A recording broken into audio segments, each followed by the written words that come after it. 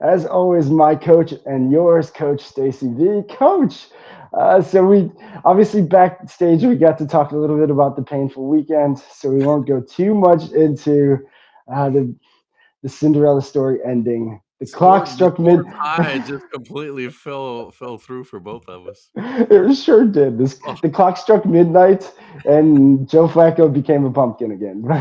well, But as did Dak, so it was we both got ran. oh my goodness, I seen a video actually of a Cowboys fan just punch his TV. It was so bad. There was a lot of collapses, but the thing I do want to talk about with football, which was so kind of shocking, I guess, in a little bit, was, and we talked about this, but I'm sorry, I'm trying to turn on Do Not Disturb. I'm getting blown up with stuff right now. Um, but we was Mike Tomlin's press conference. Oh my goodness! I seen the video. Well, I seen the headline, and I'm like, okay, wait, like what happened? Yeah, And you see the video, and you can tell he is not happy, obviously. But they got a beaten too, and at least they he got a beat. Well, you did too. At least y'all got beatings with your third string quarterback, not your starter. true. But what was crazy was that question. You got to expect it's going to come. It's always weird. They like to. I mean, They never even got he to the question, and they get beyond the setup. true, exactly. They got He did. so you've got 1 year left on your contract. Boom. It's God. It was so funny. I mean, it was such a great, I guess, response. But he knows it's coming. Come on, Mike. You know that's coming. Like they're gonna. That's the way this game works. They're gonna find anything to get some of the eyes out of Still you. never a losing season. Yeah, unbelievable, unbelievable. I know that's been painful for us as me as a Cleveland fan, obviously. And I'm pretty old, and they've only had 3 coaches. That's also amazing. Yeah, right.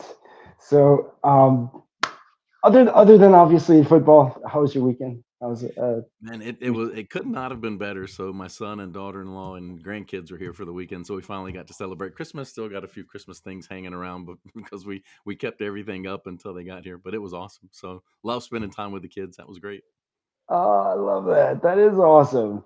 Yeah, and yeah, it was obviously a 3 day weekend for the kids, so a little bit longer with MLK Day. But yeah, we got a client with the new gig going, so that was fun. That was That's good. exciting. But yeah, other than that, I do want to before we bring out our guest. And again, if you guys are joining us, if you're joining us here, he'll be out in a minute, I promise. But we have the founder of We Close Notes and the host of the Note Closer Show podcast coming out. But Coach, I had BNI obviously this morning, and so there I got to meet this amazing guy who owns it's called Two Maids here locally. And one thing that blew me away was right in his book.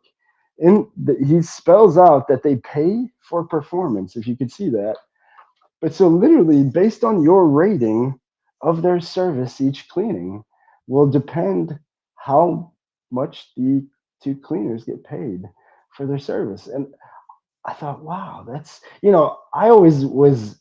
I mean, I've been in sales my whole life. What drew me to sales was commission. So I'm all about, hey, I get it. The harder you work, the more you make. So I think that and I think you nailed it where you said like there might be a few knuckleheads that would screw around, but other than that, it's really going to just drive the point that they're going above and beyond for their service. So Yeah. good on them. Yeah.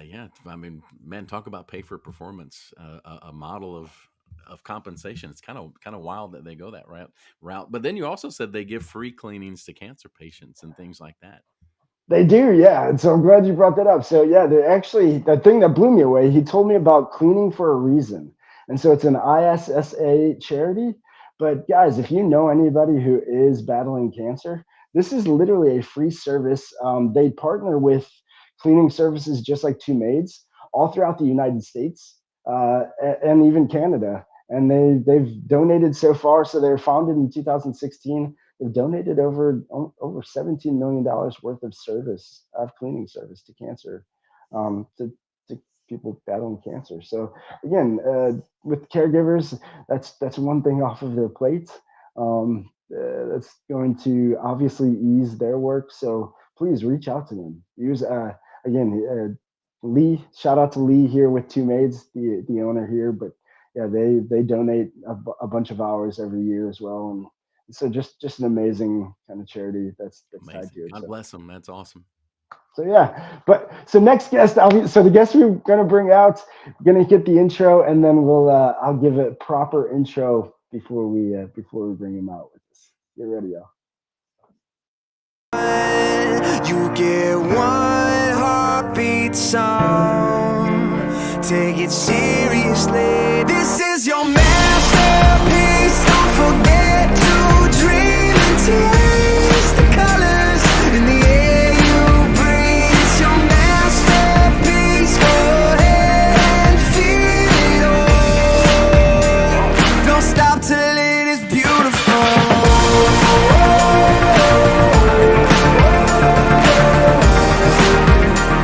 Don't stop till it is beautiful.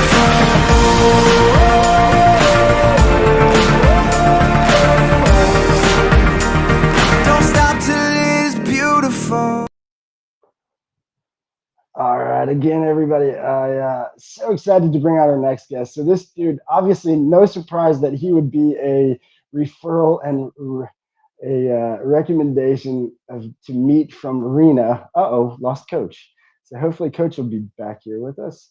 But was a referral from Coach. You okay? I think Think so. we're good? That Okay. wasn't me.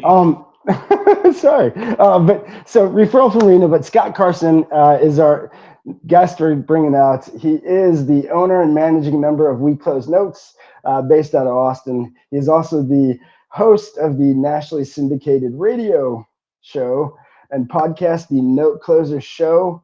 That's obviously with millions of listeners across AM and FM channels and 130 countries. And just an amazing dude. Can't wait to talk about what he gives, because even when we first met, Scott, thank you. But when we first met, you were already giving. So I want to start there. But before we get into the giving, give a little background of who you are, a little more, and then I want to get into that, because I did get to see your training recently as well, which is just more giving.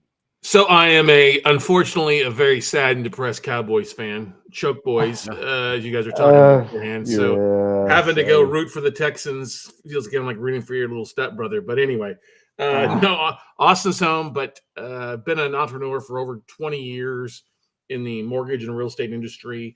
Sold everything I owned back in 2010 after leaving a business, and then also a partnership and stuff like that, and thought I'd travel across the country for 30 weeks, hitting all the Major League Baseball parks, and that turned into 4 years of nonstop travel, and kind of led to me becoming the note guy, which I focus on a very, very niche inside the real estate investing community where I buy distressed debt. We could go into that, but we don't want to go down a rabbit hole. Compare me to the Christian Bale character in The Big Short. If you like to watch movies, I'm that guy looking at spreadsheets and evaluating assets all day and stuff like that, and trying to work to help people out. But now, honored to be here, guys. I think what you're doing is awesome. Great show. And I'm a big believer in, like what you said, is you get back tenfold of what you put out. And I'm very fortunate to be where I'm at today. Years ago, when I first got started as an entrepreneur, I kind of fell flat in my face. And was very fortunate enough to have some mentors that really helped me along the way, and always promised, hey, if I got to where I could give back and help out folks from the brand new to the seasoned investor, stuff like that, I'm glad to do that. And so that's one of the biggest premises of when we deliver a class or with our podcast, or when we're teaching a workshop, or if I'm speaking on somebody's Zoom call or virtual workshop or in person, is to give, because those that need it and those that want to take advantage of it will do it. And like I said, you'll get back 10 times what you put into it. I love that. And you nailed it. I actually took that advice from John Hewitt's book, I Compete. And he said he tried to outgive his parents. And I was just at a time where I'm like, okay, I want to. I had that vision or mission to, I want to get to a point where I can give. And then I thought, well, shoot, why don't I just give what I can give now? And so just started to give whatever I could. And yeah, the universe just has a funny way of responding back. So I agree. All right. I've got questions. DJ. Yes, yes, please jump on in.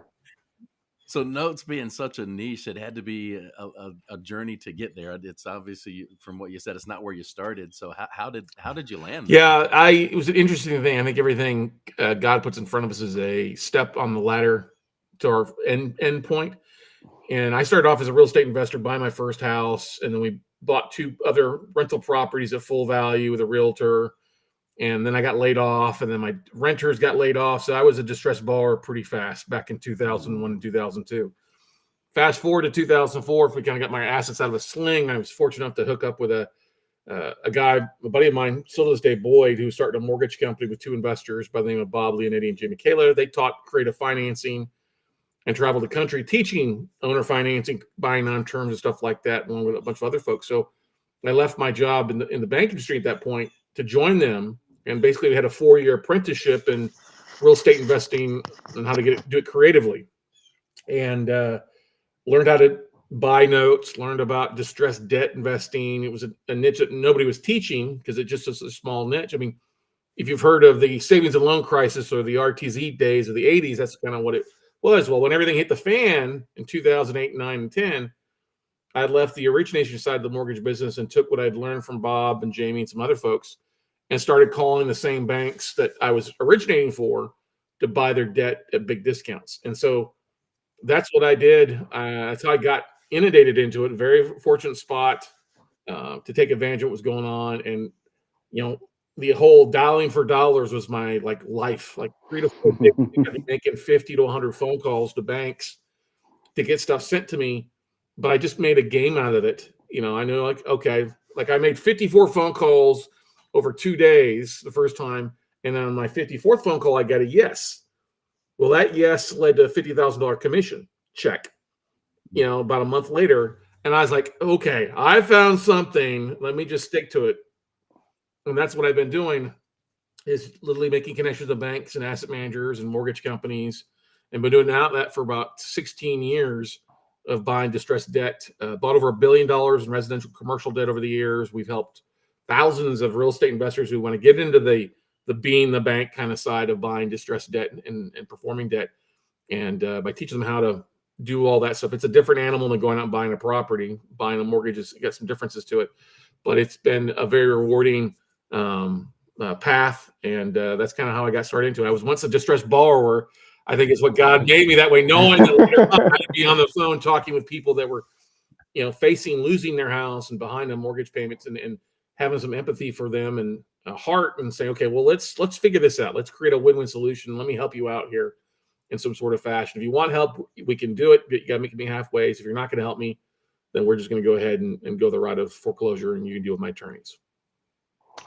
So 54 times, that's a lot. And I think, maybe after 40, a lot of folks would have just thrown in the towel. What kept you going when you just kept getting I knew that they existed. I knew that they were out there. And I'm like, what the heck? I mean, you got to realize this is like 2008, where any mortgage broker worth their weight knew that the merry-go-round was coming to an end. Subprime had started to fall off, and there was increased defaults. I was like, well, I got this opportunity, and let me just keep making phone calls. And I've been in sales before that. I knew that 80% of sales comes after the 5th contact. You just got to keep following up and following up and following up. And I knew I started getting the right spots when people were like, oh, no, we don't have anything. Or, hey, I knew I was talking to the right departments, which are internal departments of the bank. But I just said, well, let's figure this out. I know I can get a yes. Let me keep going. Let me keep going. And it was at 4:45 on a Thursday afternoon when I got that yes. I know it, because I was like, I almost gave up. You know what I mean? Yeah. Oh yeah. If you're big in books, there's a book called Think and Grow Rich, 3 Feet from Gold, that my buddy Greg Reed actually wrote. Greg's a mentor of mine and buddy for over a decade now.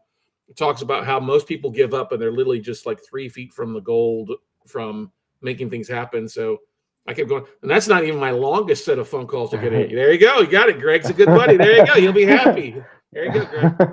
And I got into one bank. It took me 70 phone calls over 3 weeks before I finally got the right yes. But that turned into $1 million relationship. So I think anybody out there that's part of your outbound, your lead gen is calling and stuff like that.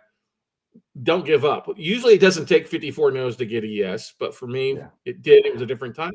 It's just a matter of like systematizing it and following up and having a game plan more so than anything else.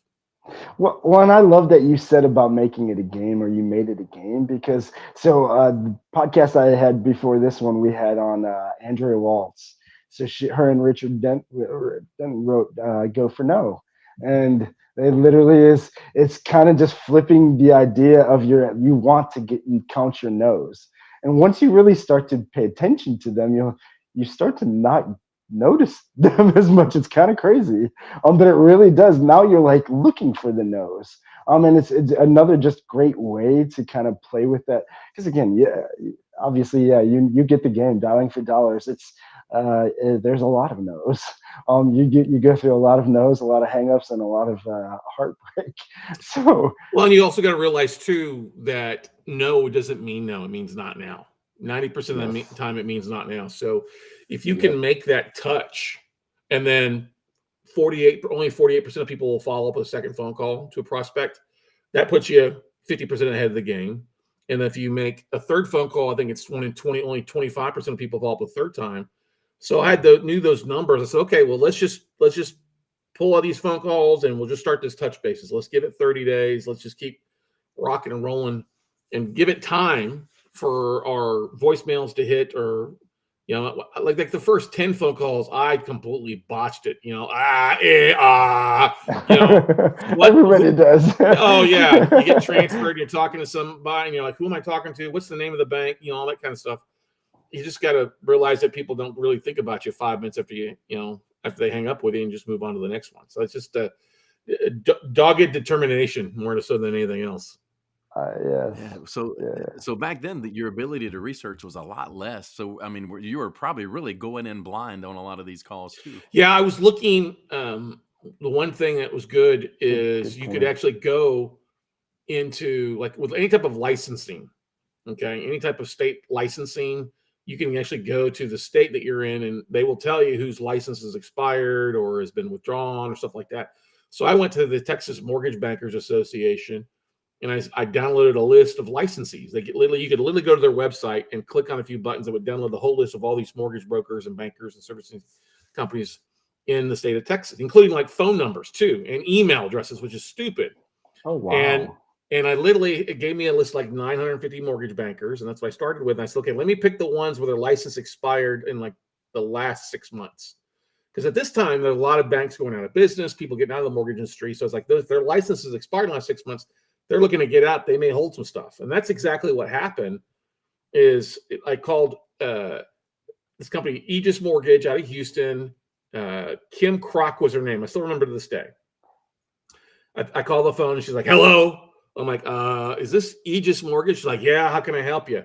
I said, well, I'm looking to your non-performing note department. She started laughing. I'm like, well, what's so funny? Did I say something wrong? She's like, no, you're the right person. I said, it looks like your license. She's like, oh, yeah, we're going out of business. I'm like, oh, I'm so sorry to hear that. She's like, yeah, it's me and the boss. I said, I have one more trade to make, and when I make that trade, I'm unemployed. I'm like, well, you can you make one more trade and you're on vacation for a while. She started laughing. She goes, what do you want? I said, what do you have as far as distressed debt? Yeah, she goes, well, I got one portfolio. It's in Houston. I said, well, I'd love to take a look at it. And she's like, okay, I'll email it over to you. And she emailed it over to me. We flipped it 4 weeks later for $250 for 5 points. And I made $50,000 off of that.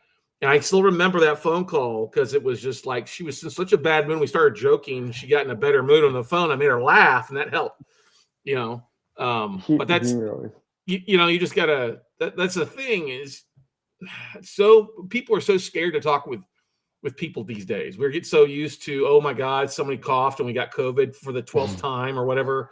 You mean I can't text you and you won't fall over? I can't send an email and people are going to fall over with their credit cards or stuff up in the air. Now you got to put some, a 4-letter word into it, and it starts with a letter W. It ends with K. It means work. And that's the biggest thing.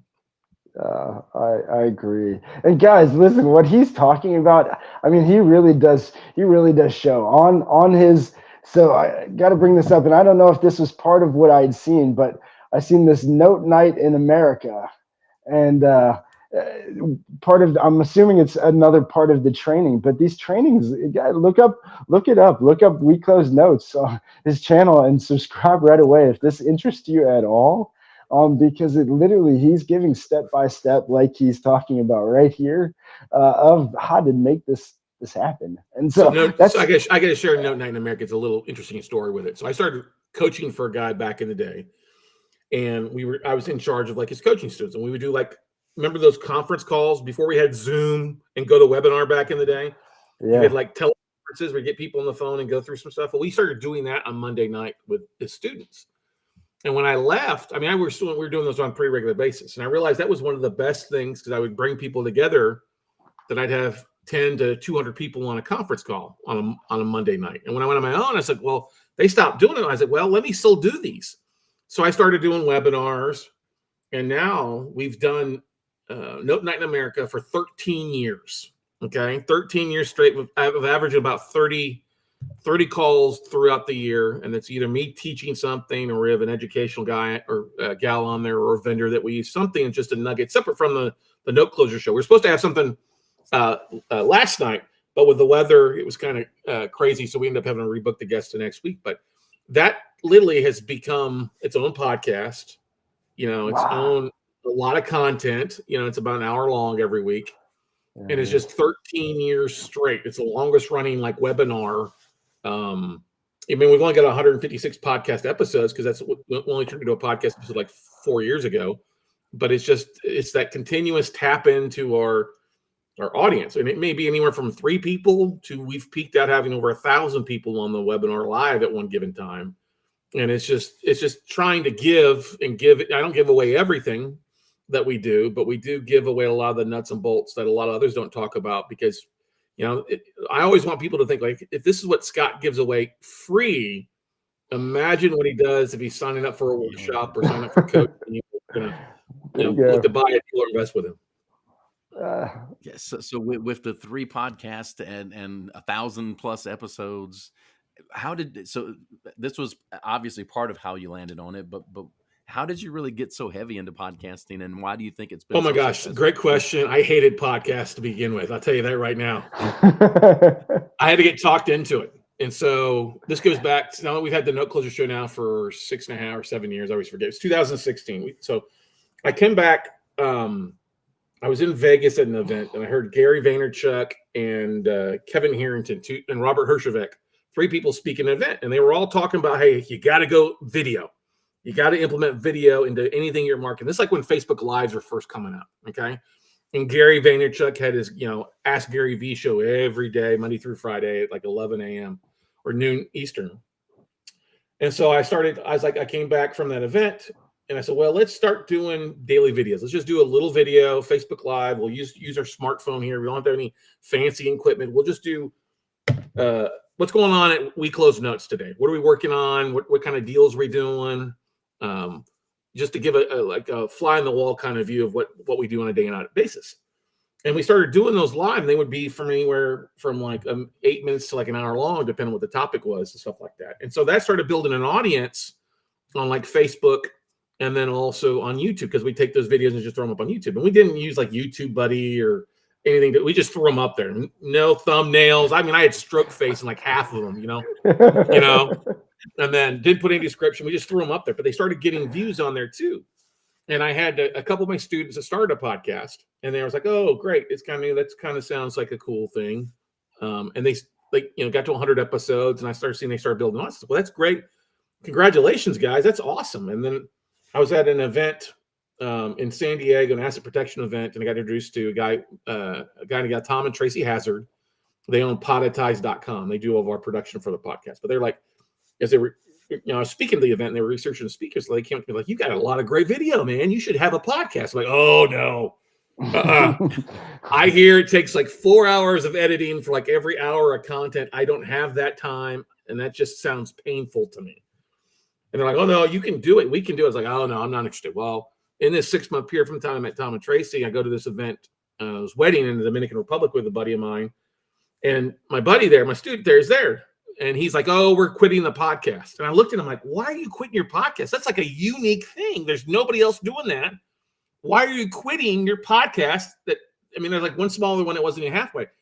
And they're like, well, we're just having creative differences. I don't want to do it anymore. And I remember looking at Steph, my better half, and she looked at me and we walked back to the room. She's like, you're starting a podcast. I'm like, hell yeah, I am. So I got home, called Tom and Tracy and said, what do I got to do? And they're like, listen, we keep it easy for you. Just record it and, via Zoom, how you're doing your lives or whatever, whatever you guys, Google Plus or whatever like that.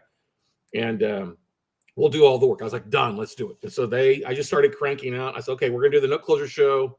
We've got a little bit of audience. We got some minimum here with the videos. We did 150 videos. That's literally 5 months of content daily to see if it would be worthwhile. And then we said, okay, let's release episode 1, which is episode 151 technically of the podcast. And we cranked out daily video, Monday through Friday videos for like 3 years. Then we went to like 3, and we hit a little bit of pod fade for a little while. We took a couple months off, and we were hit and miss for a little while. But I just uploaded episode 822 today of the Note Closer show. We got 156 on the Note Night in America. And then our Note Camp podcast is like 3 seasons with like another 70 or 80. And then I've been a guest in about 300 other podcasts. But I found it so valuable, Stacey, because nowhere else are you in somebody's ear that they're consuming your info as long as they are. Facebook Lives, Facebook videos has like about a 1% absorption rate. That's after your 5% of your audience or your connections actually sees the stuff. The algorithm works against you. YouTube is a 11% absorption ratio, but podcasting is 86% retention. If they listen to you, they listen to you from the start to finish because they're busy doing something. And we started seeing immediate results of people reaching out and calling us, opting into things, sign up for classes, or reaching out to invest with us or to buy assets from us. I've even had bankers that listen to my podcast. I'd be in a conversation with like, oh, you're the guy that owns that podcast. I'm like, yeah. He goes, I learned, you taught me something. I've been banking for 30 years and you taught me something. And I'm like, okay. Literally to the point too, that during COVID, you guys got to realize I used to travel like 20 to 30 weeks out of the year, like travel out to events and speak for a day or two and fly back. Or hell, there was like 4 years straight that I lived in Vegas in the whole month of October, which is not good for your liver or kidneys. Okay, I tell you that right now. No. And I basically, about 5-6 years ago, I said, listen, we don't need to do all this travel anymore. We're going to do it online. The podcast is going well. We've been doing these webinars for a while. Let's rethink our strategy and just do everything virtual with a podcast and then Zoom events and stuff like that. And my sales team was all pissed off. They're like, this isn't going to work. And I was like, well, it did work, and I don't need you to work for me anymore. Thank you. It's more successful. And like that. But you have to realize with anything, you got to give it time for your seeds to germinate, and whatever you're putting in place, your market, you got to have time to grow. The podcasting industry is just littered with the carcasses of cheap shows, people that thought it was a get rich quick, or we're going to have success overnight. We're going to go straight to the top of Apple. It doesn't work that way. You've got to be consistent.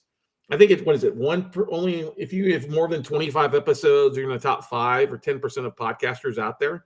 If you've released an episode in the last 90 days and have done it consistently, you're going to grow with it. And one of the things I did is when I started podcasts, I started surrounding myself with people that were better than me when it comes to shows, and say, okay, what's your growth? And tell me what's the secret sauce? And overwhelmingly, it was just be consistent, be honest. And when you say you're going to do something or you're going to show up, show up. If you say twice a week, show up at least twice a week. If you say once a week, it's great to show up twice a week, but you better make sure you're there the same time at least once a week and stuff like that. So that's what we found. That's my long-winded answer to your short question there, Coach. No, that was good. No, that was a great answer. I think that was a great answer, because I think it really gets into I love that you brought up Gary Vee. It makes a lot of sense of now why you went to the niche and why you get the idea of day trading attention, his new book. That's literally where the world's going. And you nailed it with the more. That's why I seen the value right away in this too, was the more you can be genuine, be the real you. So like, obviously you got to say what you mean and mean what you say, but like literally you do that and then you give value, and before you know it. And I started to kind of connect the dots with a lot of that during COVID, was like, hey, I'm catching a little bit of how this is all working.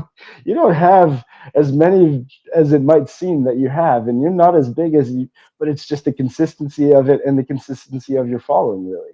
And I can tell you a funny story. So there's this other podcast out there, I won't name names, but they were around. They had like 12 episodes when I launched my show. And my students, they had their show, and it's finally gone away because they haven't touched it in 5 years. But what's funny is the gal that ran that other podcast, she came back, she like posted something to social media. She's like, oh my God, I've had 13,000 downloads in the years since I did my show. I'm just amazed. I'm like, no, those are probably followers of me that found your show from finding. She's like, oh yeah, you're probably right. But that's the thing, is you can draft off of other people's audiences. And one of the things that I did that I think is everybody can do is I was like, okay, note investing is this very small niche. And we have the old school people that have been around for years that do it the old way of thinking versus the new kind of technology. And I put myself in that new technology aspect of it. I'm like, well, how can I draft off these other people's audiences? And they're like, they don't have a podcast. They don't do virtual events. It's all in-person events. I said, well, I'll invite them online. So we did this virtual event called Note Camp. It was a conference, online conference before anybody was doing online conferences. And everybody's like, oh, everybody loves the network. They're not going to sign up. Well, we had like 500 paid signups for our first 4-day summit. And people are like, well, you got to pre-record this stuff. I'm like, no, we're doing it live. So we had 40 speakers over 4 days that we literally broke like Google live stream. It like went down like twice throughout because we had such a huge traffic. We had 1,500 people on it at one time, which may not seem big, but when you're running your first time, you're like amazed that people are showing up for that. Well, then all of our competitors, I won't say competitors, let me put it first. First of all, it was all our peers that were on it. They had their own audiences. Now they would send an email out to their database. Hey, here's my speaking spot on Note Camp. Feel free to tune in. Well, what do? We capture that info. Or when they show it to their email blasts, hey, get a free discount code, or hey, get a discounted ticket, or get a free ticket if you do A, B, and C, like a social media post. Well, that led to social proof before we launched, with people sharing things. And of course, people opted. So it was a huge success, so much that the people told us no. When we did year 2, the people told us no the first time. We're like begging to get on. You sure I can't speak on your event? I'm like, oh yeah, as long as you do where you share it.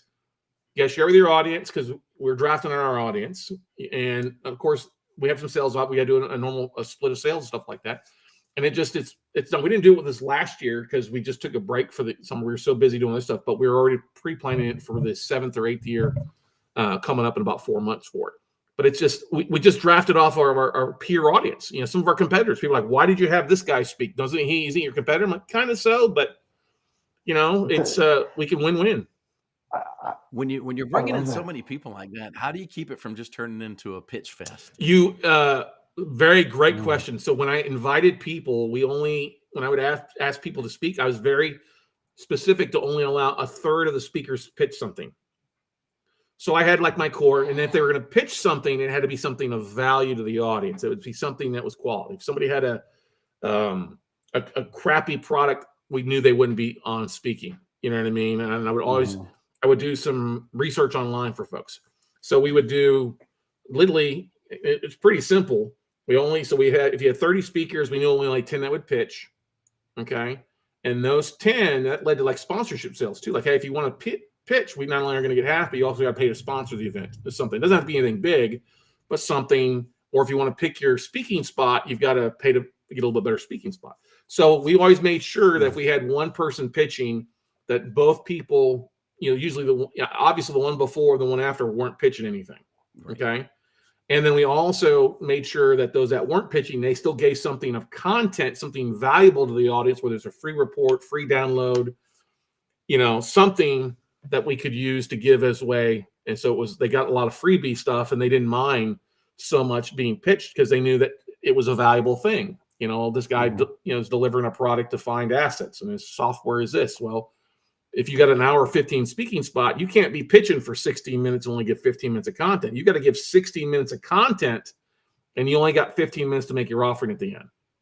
And I've kicked people off when people went into it where they started pitching 15 minutes in the conversation. Yeah. I literally have stopped people. Said, "Listen, hey Steve, thank you so much for coming on here today, but you're violating your agreement of you're pitching a whole hour. You're not giving any content.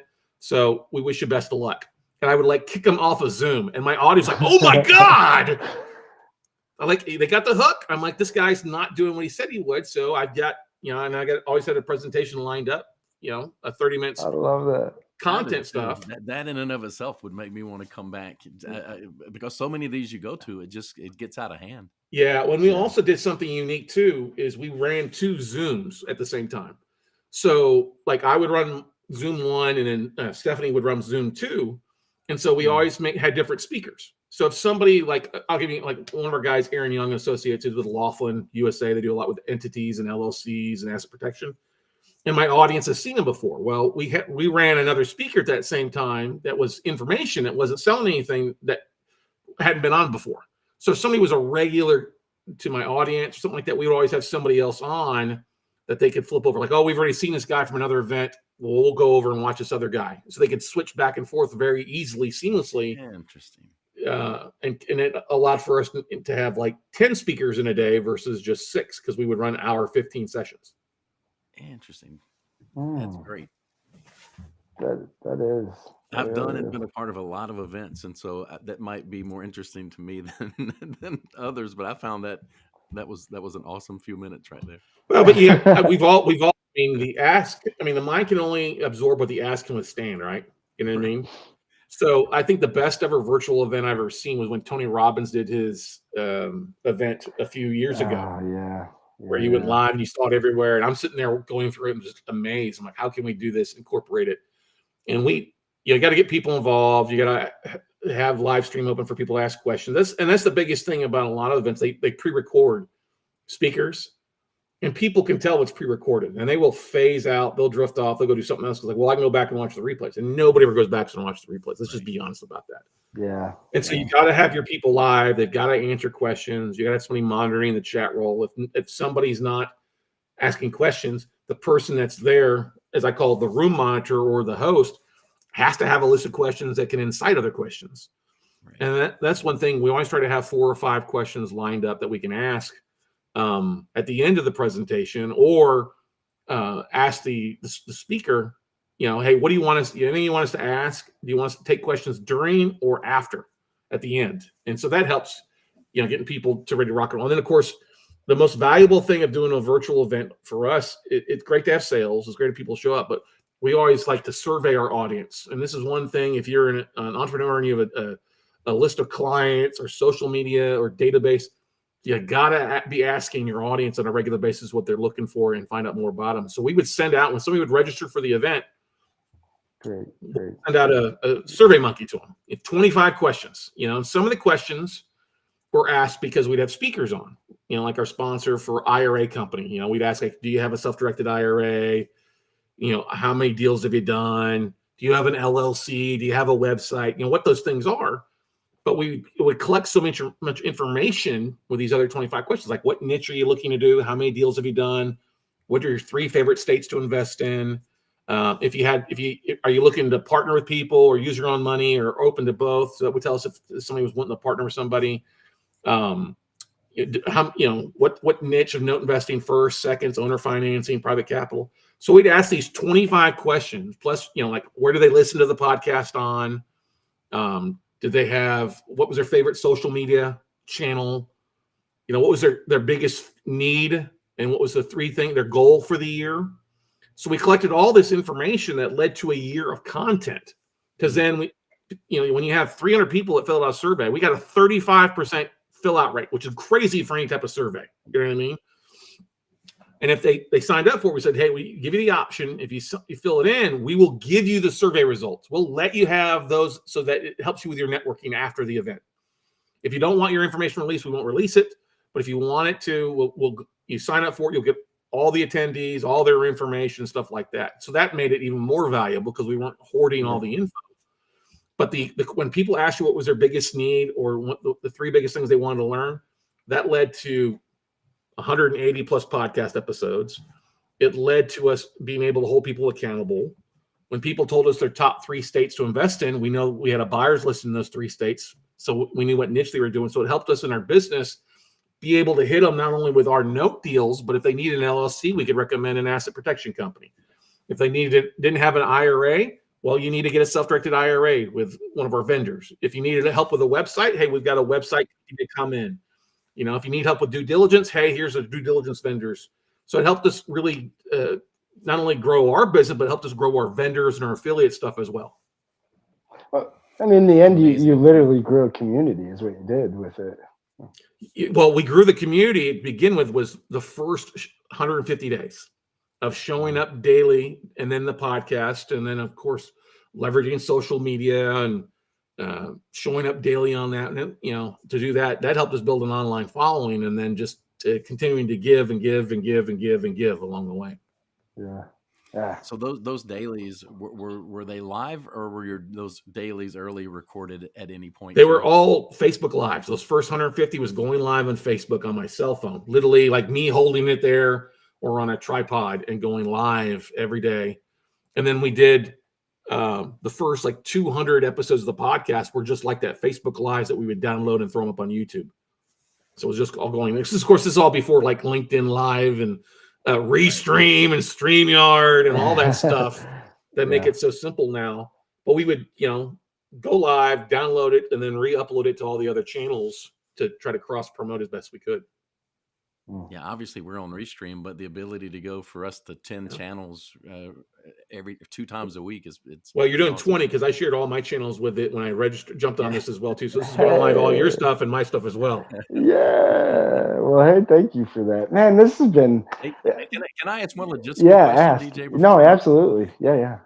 When you're doing the 2 Zoom rooms, everybody has such wonky internet, myself included, from where they're coming to you from. How do you ensure the quality of each speaker? So most of that was one of the biggest things. We did a tech check with them beforehand, like the day before. If we went live on a Thursday, we had to do a tech check with them Tuesday or Wednesday from their location. So most of them were at home in their office, so they usually had a pretty good internet there. If a couple people were at other events and they ramped their hotel room to speak in our event. And so that worked really well. We did it at our office location instead of working from home. So I used to have an office, executive suite, so they had really high-powered internet. And so we would just basically be wired into the outlet for that. And we made it simple where we basically said Note Camp. I bought the URLs, notecamproom1.com and notecamproom2.com. And we instructed all our folks that signed up to make sure you register for both. And that way, you can go to the main landing page, and if you want to just flip back and forth, all you got to do is hit this one button, and it'll seamlessly let you in. You don't have to register every time. You know what I mean? So we tried to make it a little bit easier versus them to go and register every time. Just say once you register for one, you're good for all 4 days on both of them. Yeah, with 40 speakers, your mic is muted and all. Well, it wasn't so bad. Most of these people have done a lot before, and we only had a few people that hadn't been on it before. But it was easy. It was lighter. It ran live. We take 10 to 15 minute breaks, and sometimes that would be more Q&A. We would run short little videos as advertising, like billboards. We had a PowerPoint slide that we would run ads promoting the next speaker, and then the special of the day or the key word of the day, so we could track it on social media. We got close to 2,000 social media posts in that first one we did, where people shared #NoteCamp everywhere. And then we also, it was kind of fun, we ran a contest where we give them like the camper of the day, where they would get like a free class or free tech. And then at the end of the 4 days, we gave away the Note Camper of the whole event, and they won a $20,000 coaching package for free. So you had really people that were really showing in to win it the entire way. We had people did like recap videos, and they created their own images in Canva of us speaking, and then live stream their own videos on recaps. It was really interesting getting everybody involved in sharing that kind of stuff, because we basically rewarded people for doing it. We had one thing we called the Tub of Love one year, where we threw in like $5,000 in cash, and then everybody that spoke threw in their class for free into the Tub of Love.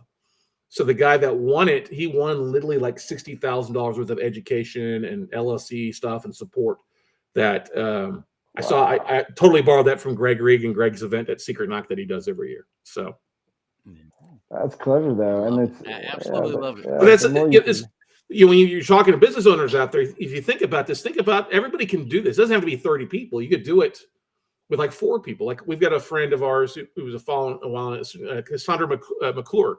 She started doing like Instagram mini events on Sundays with like 3, and her thing is health and wealth beauty, right? All organic beauty products and stuff like that. So she would find 3 speakers to come on and talk 15 minutes each about a product or health and wellness aspect. Well, she did that every Sunday for like 6 months. Well, that led to her launching a show and then a podcast, and then she was able to launch her own product line.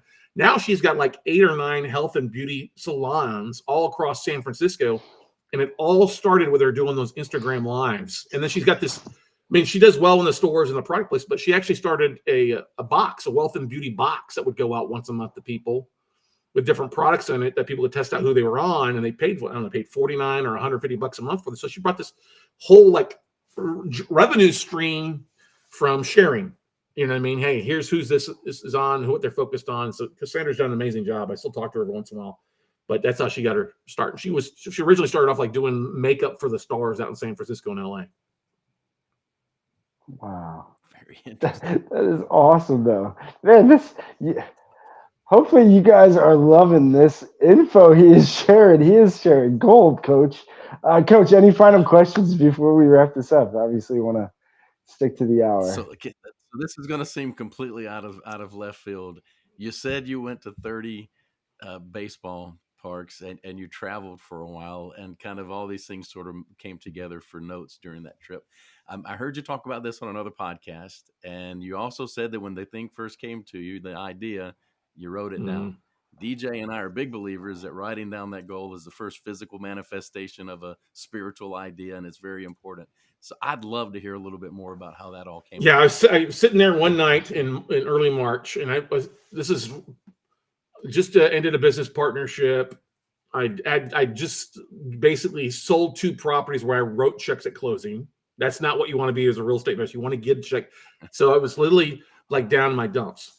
But I was starting to do like short little videos anyway, and going through deals and stuff like that. And like my flip camera, I got it around here somewhere. I always keep it here. But anyway, I saw that ad and I was reading. I don't remember what I was reading. Outwitting the Devil or something, other book. And I was like, I need to write my goals down. So I wrote down my goals and I said, let me take it a next step further. So I pulled up ESPN.com and I went to my calendar and I said, okay, if I go to Dallas, who's playing the first weekend? Who are the Rangers playing? If I go to Houston. So I literally mapped out this like 30-week trip to go to all 30 Major League Baseball. Now I didn't hit all 30. I got 22 in that year. But what had happened is when I put it down and I was sharing information, what happened over the next 4 weeks, from basically like late February through March, I started getting investment clubs to call me. Real estate investment clubs or meetup groups that reached out to me and said, hey, we saw your article. Can we use your article in our newsletter? I'm like, yeah, feel free. You want to learn about notes? Like, yeah, we're getting more people wanting to ask about distressed debt. And they're like, would you mind coming out and speaking? I'm like, yeah, sure. When do you want me to come out and speak? I'm like, well, we don't have it for a few months. I'm like, when? So it was so crazy. Like literally the weeks that they gave me or when they would want me to come out and speak, I was literally going to be in that city on this journey. You know what I mean? Like this mythical journey. And I'm like, okay, God, somebody's telling me something here that I need to actually go do this. You know, it all lined up, quantum physics, however you want to, a manifestation. And so I said, well, the next 2 weeks, I sold everything I basically owned, except my truck and my dog and some clothes. And, you know, and then basically 1st of April, I drove to Dallas. I spoke one night there. Went to a ball game the next day, the Rangers versus, I think they're playing the Athletics, if I remember correctly. And then that led to like going around. I got stuck in Florida for a couple of months because I was looking at so many assets and working with people. People started following me and said, hey, can you meet? You're going to be in town this day. Can we meet for coffee? Or, hey, I've got an extra, I got a lake, I got a pool house. You can come crash in while you're here in town. I'm like, okay, great, let's do it. So that's kind of, you know, you got to write your goals down and you got to put them somewhere where you can see them every day. You know, I met Jack Canfield one time. He talked about how when he was the first write his book, he wanted to make $1 million. So he wrote a $1 million check and posted it next to his bed every day so that when he wake up, that was the first thing he saw. And I heard him on a podcast talk about, well, I got to meet him in person at Houston a few years back. And I asked him about that. He started laughing because I have that framed still to this day. You know what I mean? And so if you can write your goals down, especially like this time of year, don't just write them where you're the only one that can see them. Put them on the fridge so that you and your family can see them, or on the mirror in your bathroom, or in front. If you want to do fitness, put them on the fridge and the TV when you're sitting there watching late night TV to get your ass up and go do something. Yeah. So that, again, I love that story, and there's we can say it's woo-woo all we want. It's how the universe works, and I'm with you. I believe it's a God thing. Totally. Oh, absolutely. So I absolutely love it. But that was another great book recommendation too, Outwitting the Devil by Napoleon Hill. So everybody should take note on that one. Yeah, I do want to ask one last question on that. So how did you get introduced to that book? So it's like, obviously Think and Grow Rich, everybody goes to as the big one, but how did it lead to there? So I got asked to go out to San Diego. I don't remember where I was, somewhere, and I got asked to speak in San Diego. So I flew out, and I was in South Carolina speaking at a RIA, and the guy that ran the RIA in South Carolina, Duncan, he was hosting a summit in San Diego for a couple of days to like 150 people. So I fly out to San Diego, and I speak there for an hour and a half, and I end up getting like 30 people to sign up for my class. I said, well, I'll just do a class here in San Diego. And the lady that was assisting Duncan, I said, would you mind assisting me and just run logistics? She's like, yeah, I'd be glad to. She comes to me, she's like, hey, would you like to have Greg Reed come in and speak to your audience? I'm like, who's Greg Reed? I don't know who he is, at this point. She's like, well, he wrote a bunch of books, Think and Grow Rich, 3 Feet from Gold. That's what I heard was Think and Grow Rich. Like, heck yeah. So Greg came and spoke at my event for the first time. That's where we first met. And I met his wife, Erin, or ex-wife now, but she was pregnant. I said, oh, what are you going to name the kid? She was, well, it's going to be a boy. We don't know what's going to be called. Well, I'm from Texas. You should have it like, since Greg's getting a little old and fast on the trigger, call him Colt. And they liked it. So they ended up naming their son Colt. And anyway, so I had Greg speak at mine, and Greg invited me to his event in San Diego called Secret Knock. And I went there, and I got a chance to meet Sharon Lechter, who wrote Rich Dad, Poor Dad, co-wrote it with Robert Kiyosaki, but she also basically edited the book Outwitting the Devil. The manuscript was given from Don Green, who is in charge of the Noble Hill Foundation. I met him there. So I met all these great people like Les Brown. You got to be hungry. You know what I mean? And yes. David Stanley, who's Elvis's half brother, and Ron Klein. I just interviewed him on my podcast this morning, who was the creator of the MLS and the credit card strip and all these other things. So just, it's networking. I mean, I didn't hit all 30 Major League Baseball parks in the first year. I'm still a couple short, but I hit so many of them. But it led to so many opportunities. I guess I think it's another thing is you got to be open to opportunities. Sometimes it's better to say no to get things done, to be very driven. But it's also, sometimes you say yes and find a way to make it work, or just go with the flow and make the most of it. And I was very fortunate. I wasn't married. I'd been divorced for about 2 years now. Didn't have any little kids that I knew of anyway. So I was in a different thing than a lot of people were, but I worked to make that happen. And I just said, yeah, let's do this. If they'll add value, and I'm open for whatever God's going to put in front of me. That's amazing. I love it. Absolutely love it. I did too. That is amazing. Thank you so much. This is crazy. And that book changed my life. And I actually, what's wild about that book, I was the first time I was the best man in the wedding was here in Virginia Beach. Yeah. I'm driving back from the wedding, and the co-host that I was on with the first podcast, Dan, just kept talking about that book. So I'm like, I got it. And so the whole 8-hour drive, just listened to it nonstop. And I was just like, oh my goodness. It will totally, it opens your eyes, because then when you read it, you realize that we get things that are pushed in front of us that distract us. You've heard of the shiny object or the squirrel syndrome. Yeah. That's actually, a lot of times that's not there to benefit us. And the premise of the book, if you guys haven't talked with your audience about it, it's literally Napoleon Hill sitting down and having a conversation with the devil. It was written in 1938, so it's kind of a very racy topic at that point. And Mrs. Hill wouldn't let her husband publish it because she was afraid they'd put him in a loony bin. You know what I mean? And so it's sat in this red folder in these offices for forever. And then Napoleon Hill's office is near you out there too, in Virginia as well. Yeah. And they came across it, and they gave the manuscript to Sharon to take a look at. She's like, well, I'm going to leave this as it is, as he wrote it, but I'll add a paragraph or two at the end of each chapter and what I think Napoleon would think of today. And so that's the conversation of the book is how does the devil keep us from succeeding? He goes, well, I cause you to drift. I give you distractions. I throw on all these other things that are going to take you away from being driven. I mean, the people that are most successful in life are the ones that are the most driven and say no to the distractions. They remove distractions and are very focused. And that's why they get so much done. When we think that there's not enough hours in the days, they eliminate a lot of that stupid stuff to get focus on getting more stuff done in a day. And that's the key to success. Oh, I'm so glad you said that, because that was gold, and that is true. It's not what we need to add to our schedule usually; it's what we need to remove to free up the time for the things that we really need to do. And I think you nailed it with that. Man, this is so great. Seriously, thank you for joining us. Thank you for sharing all the gold. Coach, final thoughts, and then we'll send them off. And then Scott, I'll give you a last chance to kind of share where they can follow you and how to find you and share that stuff too.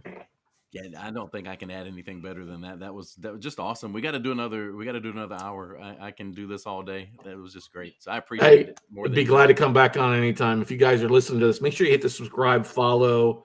If you're watching the podcast or listening to the podcast, make sure you leave a 5-star review for DJ and Coach here. They're doing an amazing job. And we as podcasters love to see that, love the comments, love to follow up with our audience. So make sure you do that for these guys. Well, thank you, man. Thank you so much. And really, just to follow up on, because you did nail it with drifters. I love that he used drifters. And then, so my personal development kind of sales training first started with Zig Ziglar. And Zig Ziglar, one thing I always love to go to, which he nailed, which is lines with drifters, is wandering generality or a meaningful specific. And you guys, we get to choose that. Like, that's our choice. We are the only ones who can choose that. Do you want to be a wandering generality or meaningful specific? But Scott, man, that was, I'll leave you with this. You can follow me on WeCloseNotes.com or any of the social media, but I'm going to leave you with what Zig Ziglar used to say. We get up out of bed, clap your hands. It's going to be a great day. It's going to be a great day, everybody. It's going to be a great day. Yes. So, guys, again, like and subscribe. On Thursday, we will recap this, Coach. I can't wait to recap this show. Oh my! Yeah, that's gonna be. It's going to be so much fun. Scott, again, thank you. Again, everybody, please follow him on the Note Closer podcast, the Note Closer Show podcast, or again, 13 years going strong. Note Night in America. That's Monday nights. Again, please follow. It's not just real estate. It's not just notes. He's really giving you power that you should really connect the dots of anybody following this. He gave you gold in the niches. That the riches are in the niches. That's where he found this. He gave you gold on how to build a community. Coach, I can't wait to break this down. So again, it's gonna be fun. As Scott said, guys, just make the best of this. And remember, feed the good wolf, y'all. I'm always on the red eye. This time around, it's not even about getting paid. I'm just an addict for the moment when the magic is made. And when you are who you really are, it can put you through hell. Spend a day in the skin that you wanna live in. See how it feels while the world